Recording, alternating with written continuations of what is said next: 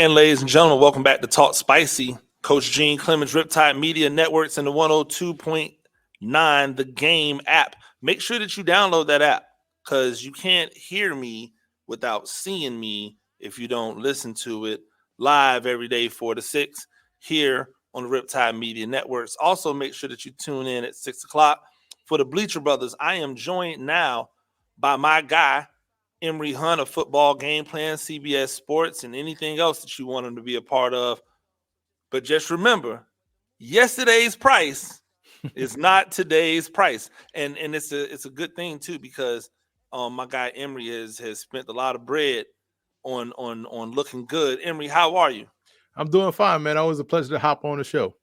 Yeah, I was thinking about it, right? And last time I had TD on, and he's going to join us on Tuesday to talk Titans camp, but last time I had him on, we were talking about fashion and we were talking about your fashion and his fashion and the difference.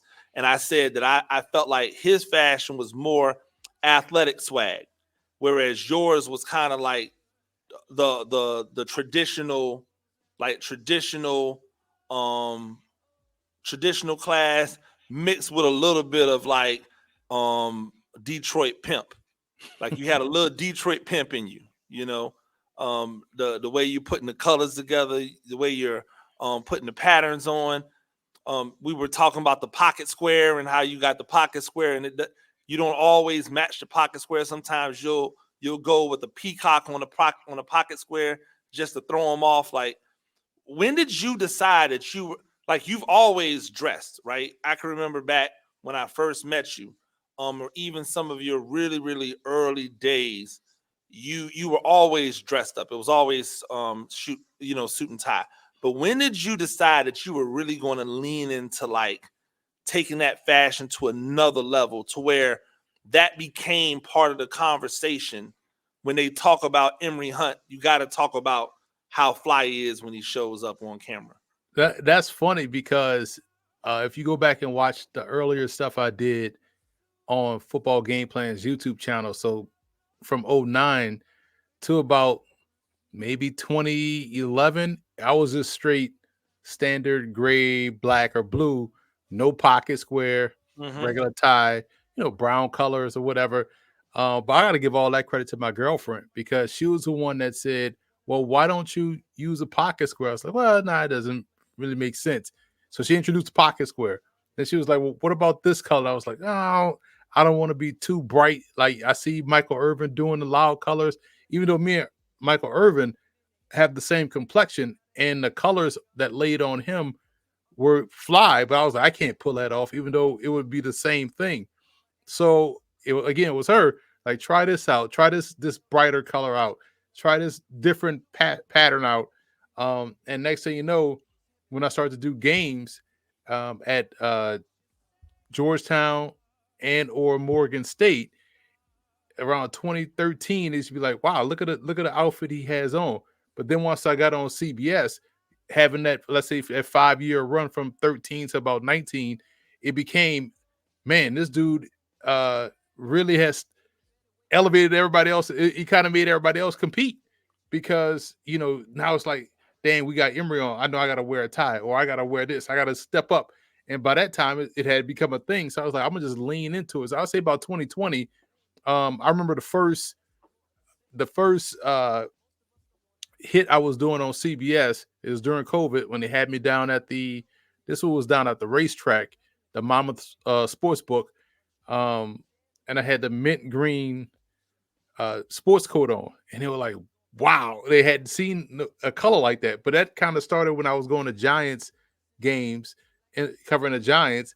I used to make sure I step up all the time in the press box. So it kind of, I say, let's say I started in 2018, 2017, 2018. But once I got on CBS, it was like, hey, man, this has become a part of the thing. Either you're going to watch for the content or you're going to watch to see what I'm wearing. Either way, you're watching. Absolutely. I know when I always, any chance I get to get fly, I'm getting fly, right? I remember when we were at the Hall of Fame many, many moons ago. This was when Derek Brooks and those guys went in. Mm. and we were up there and we were all like decked out. We all were suited up, suited and booted. Everybody else has got t-shirts and hoodies on and everything like that. But when last year when I had a chance to go into the booth for the first time, and shout out to you again, for throwing the alley with that. But when I had the opportunity to go into the booth for the first time, I was like, "Ain't no way I'm going in here." And them saying, he ain't up to that. He ain't up to that Czar the playbook standard. Like, nah, we about to have him out here going. Oh, so you and Emory, y'all both do this. Like, yeah, we both do this. I just want to let you know, you and Tehran, that I am officially in the 2025 season. Like when I'm on, y'all gonna have to watch out. I The, am pro- going in. the problem both of you guys face is that I'm in the fashion capital of the world. You know what I'm saying? So I have access to resources up here just by sheer location. Like, so y'all in areas where there's fashion there, but there's not the abundance of fashion. I may switch it up and go straight kimono on y'all. You never know. So I have that luxury of being everywhere at once with the where I'm at here outside New York City. Hey, I told TD I thought you stole the mint. I thought you stole the full mint suit from me. Like, I think you saw me with the mint suit, and then all of a sudden you had the full mint on. I was like, oh, he out here like getting my swatches. I gotta watch out. He out here stealing my swatches. But then I noticed that Nick Wright was out there trying to get your swatches. You gotta watch Nick Wright. Nick Wright is Well, full disclosure, full disclosure, and this is why this is you kind of, because I'm out here where all the major networks are, right? yeah, yeah, And so we're all in the same area in terms of, and they have it worse than me because they're on every day. yeah. So I can spread my fits out. Like, for instance, those suits I wore for the draft, I bought those like 6 months ago, had them And then tailored had and him in the everything. cup. I just couldn't wear them because we were in the winter and I hadn't been on. So it was like, if I'm gonna go on in this winter time, if, let's say if I'm out the combine, I'm not gonna break out those colors. I'm gonna just break out the darker colors that I hadn't worn. So the problem with that is that Nick Wright and other people that have shows out here in New York, a lot of the ESPN shows too, we all at the same 4 or 5 stores.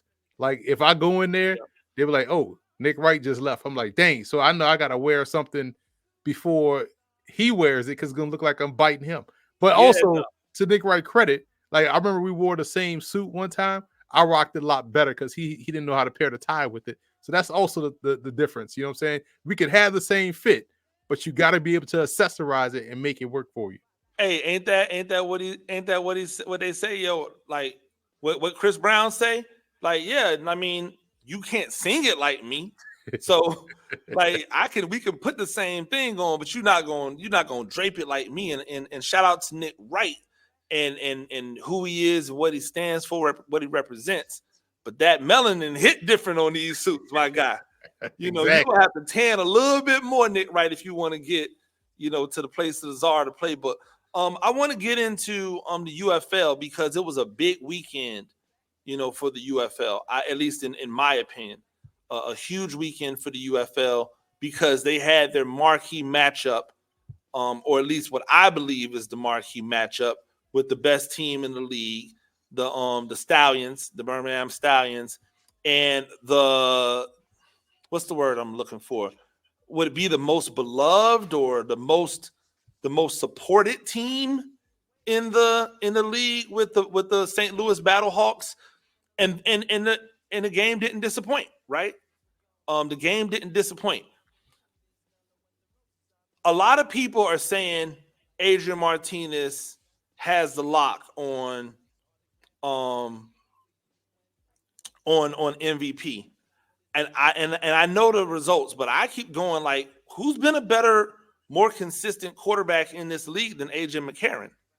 And so now we're left here. What did you think about the weekend as a whole, and more specifically about that marquee matchup, and actually seeing more people in the stands for Birmingham than we've seen in the past?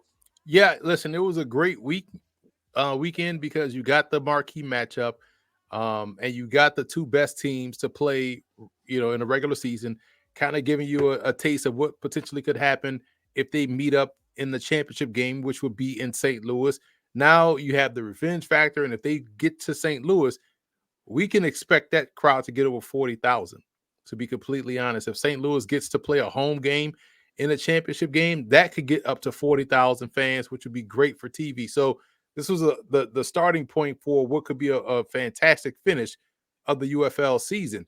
In terms of the play, you like that Adrian Martinez got the opportunity to play consistently. I know one game they'll start Martinez, the other game they'll start Corral. In some games, you'll see both of them. But I like now that they settled in on, okay, we're going to let him play, let's say, 2 games in a row. We probably see Matt Corral next week. Now that Birmingham has locked up their playoff spot. So we could also see a situation where that could kind of give AJ McCarron a chance to really make up ground. But Adrian Martinez to me is the MVP based off what he does from a dual threat capability and also the timing of the plays that he makes. Like he's made more wild plays than anyone else in the league. And so it's good that we're talking about these quarterbacks and guys that are making their hay in the spring league because Adrian Martinez was a 2023 draft class participant.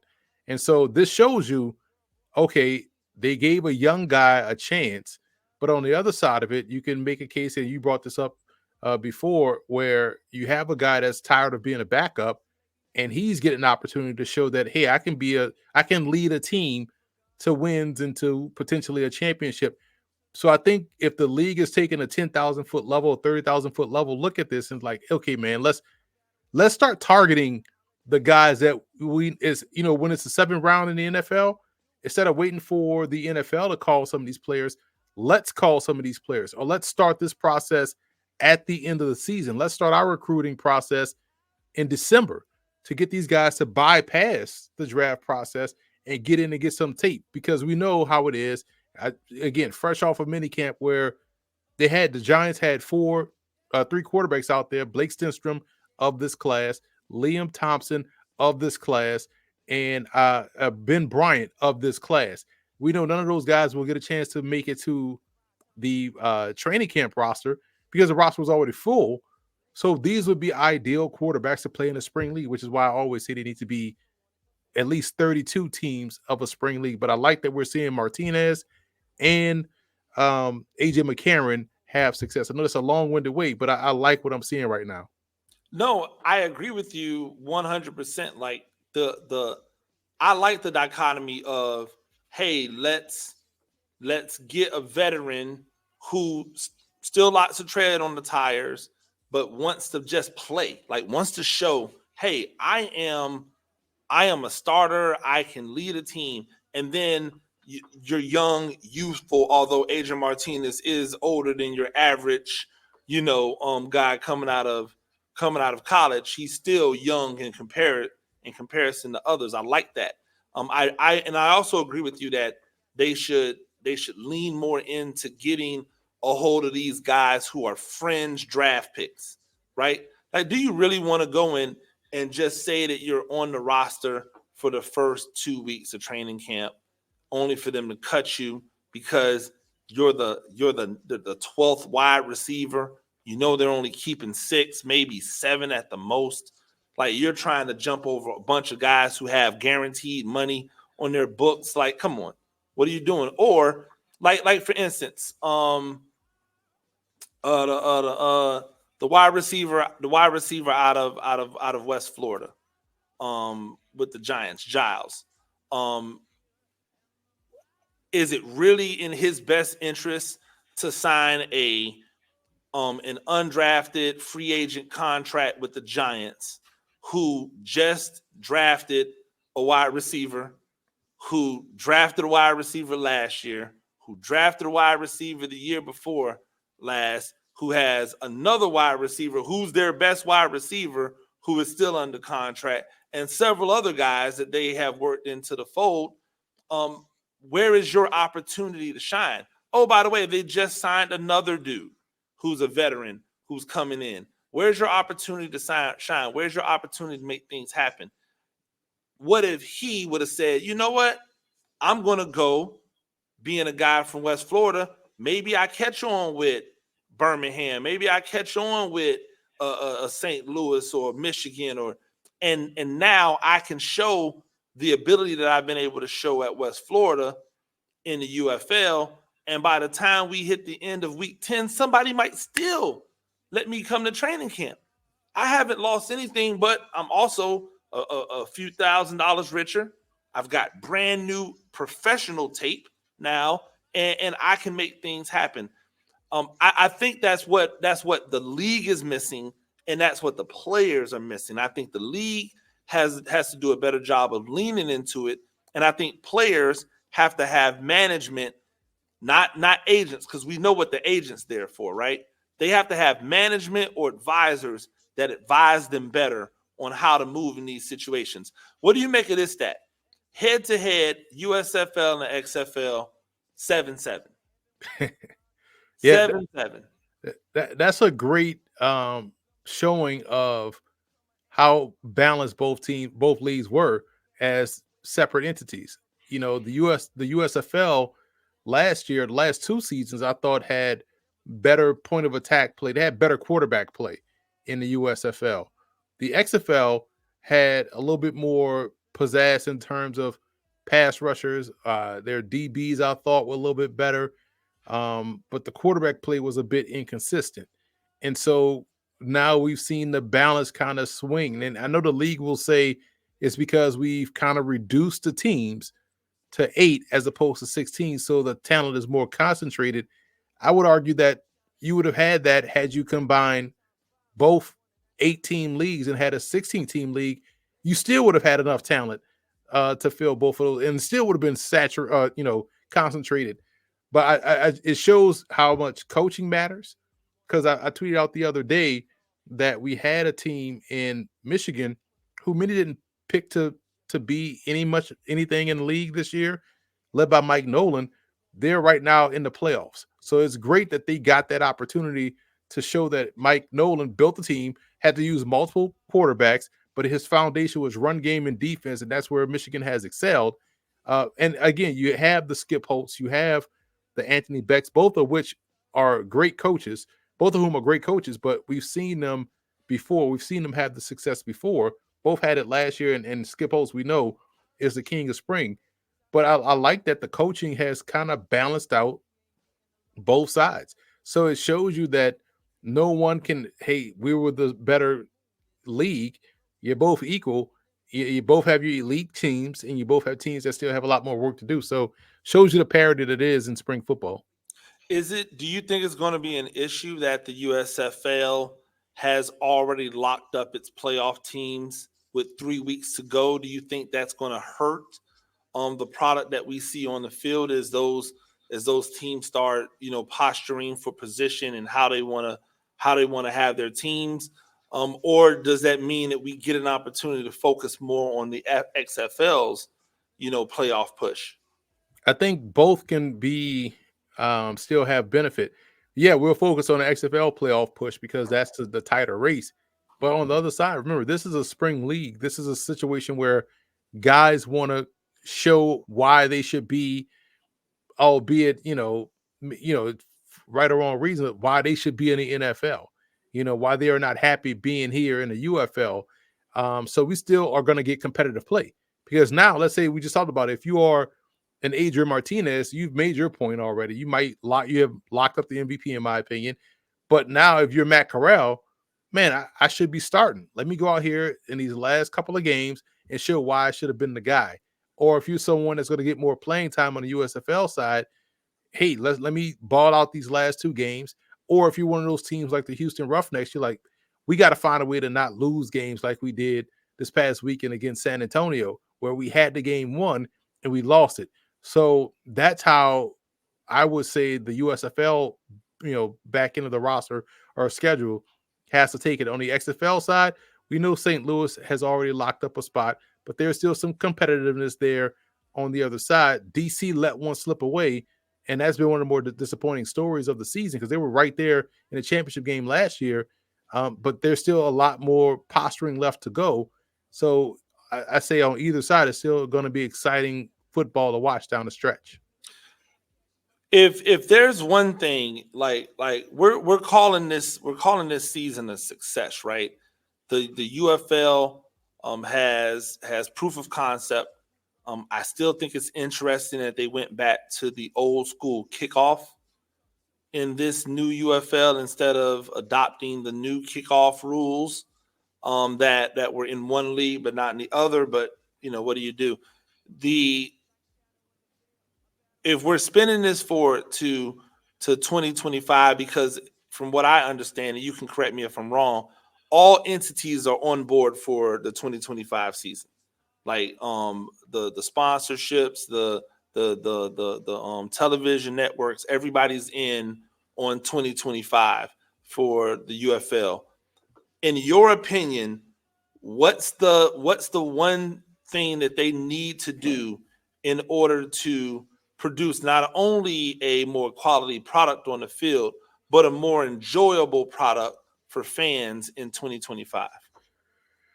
Wow, that's a great question. I still feel like, I know money is the worry, but you got to expand. I know every spring league that has entered a second season, expansion always gets talked about. And, money has always been the real issue. But when you have more teams, you have more TV inventory. So if you're trying to really dominate the ratings, which they've done really well in the Yep. ratings, you know, yes, I understand, some of these major teams haven't had the crowd, the gate success, like a Michigan, like a Memphis. But you've seen from the TV viewership, places that don't have UFL teams are top five in viewing the games regardless. And that's Columbus, that's New Orleans, that's Omaha or Tulsa. So you're there, the fans are showing you, hey, we need more teams. Now, this is the part we have the issue with, I feel like, is that their stadiums to play in. But the problem is with the soccer, teams that are occupying these MLS stadiums, they may not want football in their stadiums. So that's why we don't have a New Jersey Generals or a Philadelphia Stars.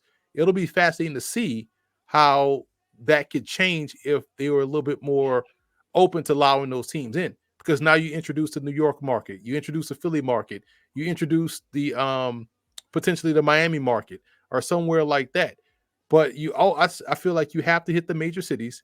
There's a lot more growth out west, and I've already said you can have a 32 team league, but let's just say you want to do 16 to 24. That opens up your Saturday window for 3 games on Saturday, 12, 4, 7.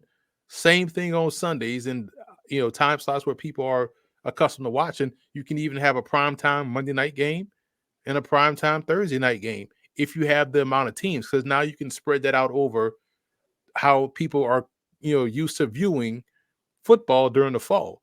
And we know people will watch football over anything else in this country. The numbers have shown you.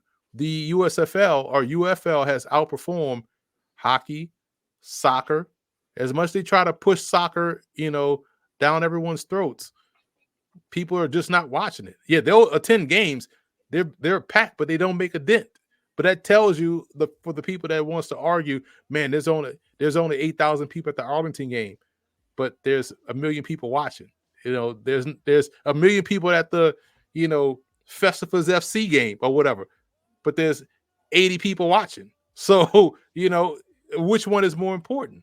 And I think the way the model is set up for these networks is a TV product. People are watching it because they love football, and you can bet on it. All you got to do is figure out the fantasy football side of things, but that can happen when you expand and have more teams.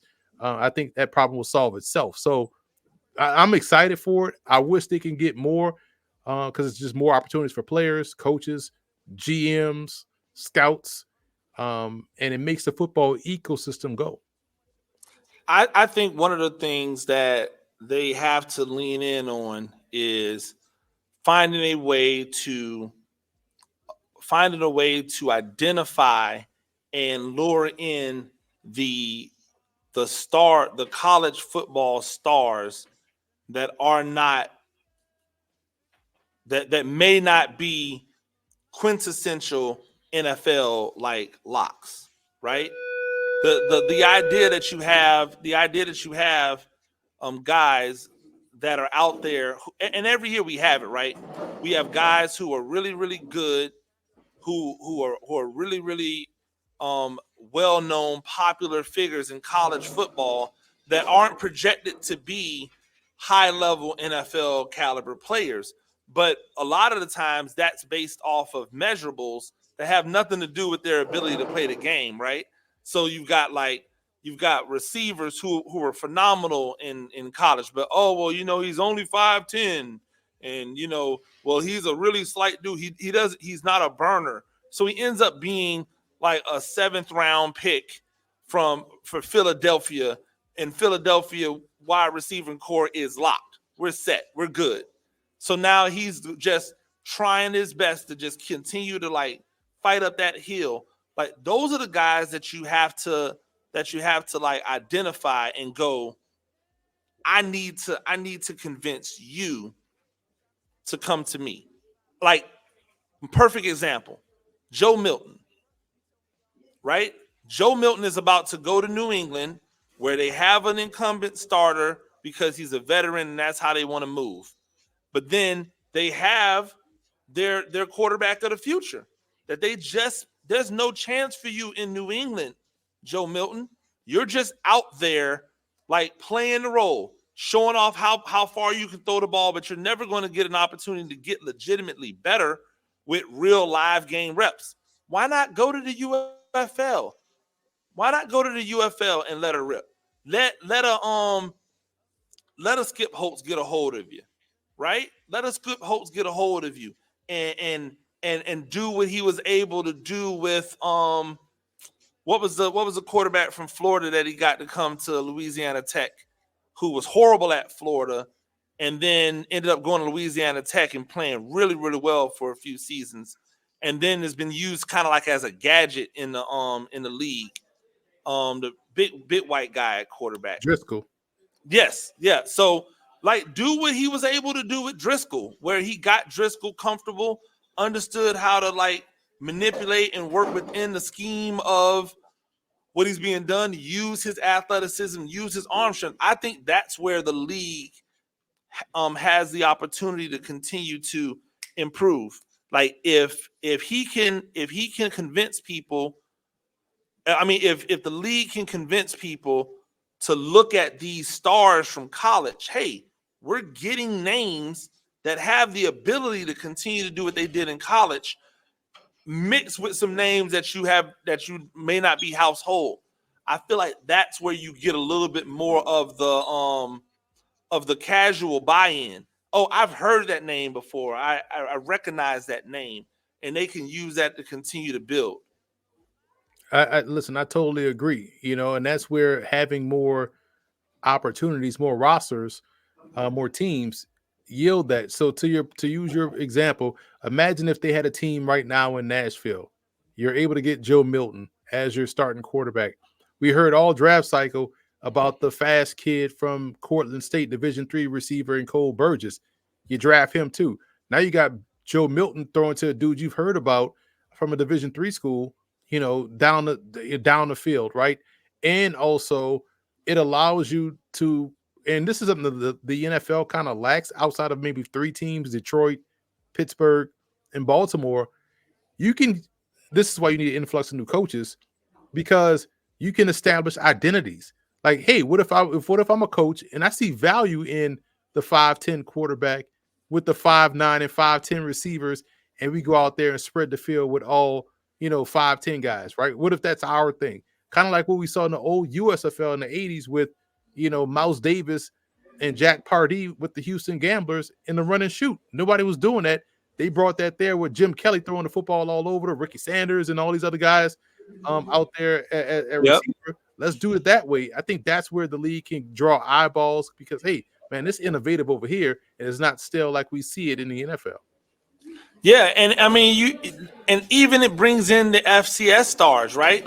Like imagine the Yankee twins from South Dakota State being picked up by the Minnesota franchise. And I think that goes back to your thought process about or what we've discussed for a long time, not just there is no reason why there's not a team in every single market that there's an NFL team, because now you have the ability to operate as a legitimate feeder system.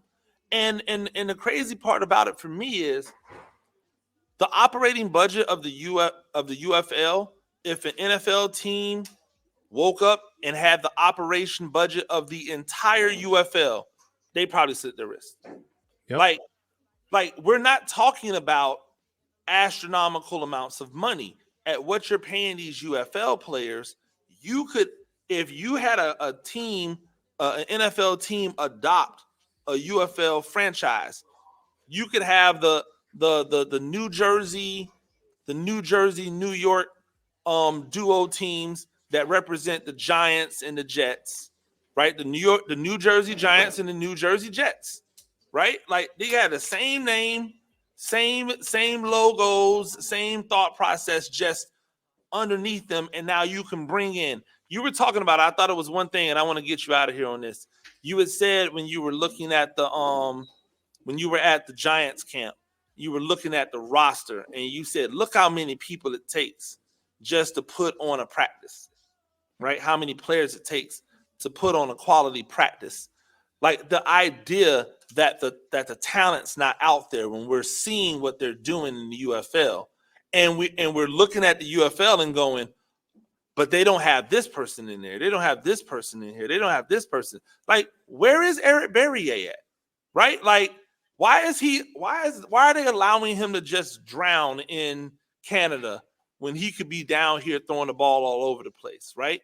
How has Chad Kelly not been snatched away from Canada and brought back down here to run a UFL team? These are guys that not only have names, but they have talent, immense level talent that just wasn't realized because maybe they weren't mature enough, or in Berrier's case, they've been overlooked because of size. And so when you see that and you see that you need 60 people on a roster in order to do a rookie mini camp, why can't you just have that 60 on a roster for a team, right? And go about it that way. It's really interesting. Yeah, and listen, I may retweet and revise the article about that I wrote in 2016, but it the league also, I know they are heavily going toward Europe right now, which begs the question they probably should have never got out of Europe back Yep. in '07 because they would have had what they wanted right now. And also we've seen the league pay attention to markets that do well in the spring. That's how we have the Jacksonville Jaguars. So we have a team in Tennessee because the Memphis Showboats laid out there and filled up the Liberty Bowl. Jacksonville filled up the Gator Bowl. So now you can have your major market teams. Put a team in Omaha. Put a team out in Portland. Put a team back in San Diego. We see what St. Louis is doing. Even throw a small market team a bone because they have the dome in Fargo. We know they would love to support a team. Montana has the Grizzly Stadium that they could fill up with 40K. So it's a chance to play around with new markets like Sacramento, and really kind of keep the game to a point where you can grow and expand the NFL upwards to 40 teams down the line, right? But this is an opportunity to use these spring leagues for that reason. Yeah, everyone tells us that, oh well, there's not an appetite for it and blah blah blah blah blah. But I watched the soccer model, and never can quite understand why it is the soccer can have like four leagues down of teams. They've got your Premier League, then your one championship, then your English championship, and it's like you can go four down in soccer with just as many teams as NFL teams have, but you're telling me you can't go one down and have 64 professional teams, or maybe even two down, and have 96 professional teams. Like I don't buy it. It's all about greed. And my point is if it's all about greed and you own Dallas then why would like you own Dallas, then you have Arlington, right? As a subsidiary of Dallas. Then you have like um Austin is right there with a Austin. so Exactly, right? So you would have three different, all in the same, all representing the same organization, all of the money still funneling into one place. I don't understand it at all. Emory, I appreciate it. What do you have coming down the pipe? What's next? How are you, by the way, how are you doing in your picks this year for the UFL? Are you still murdering not them? good. Right now we're at 11, 15, and 2, I believe. Okay. So it's been inconsistent, so It speaks to the parity though of the league, right, right? Like right. yet last year was a lot easier to predict. This year, a lot more parity. I think that's always a good thing. And so I know that you've got some European League of Football um things coming down the pipe. I'm looking forward to having you back and talking about that as we come closer to that.